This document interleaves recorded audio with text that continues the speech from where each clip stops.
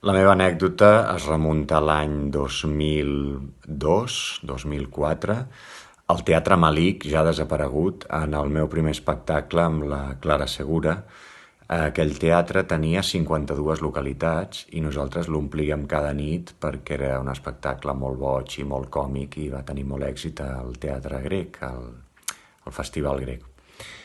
I jo tenia molt pipí, estàvem a punt de començar l'obra, però el que tenia aquell teatre és que el lavabo estava a dalt, on hi havia el públic, no a baix. Als camerinos no hi havia lavabo. I què vaig fer? Vaig agafar una ampolla de font vella i la vaig omplir amb la meva orina, perquè no hagués pogut aguantar l'hora i mitja d'espectacle amb la bufeta a rebentar. I la Clara encara riu quan em veia omplint l'ampolla com si fos un anàlisi d'orina abans d'entrar a escena amb la meva americana tot ben vestit.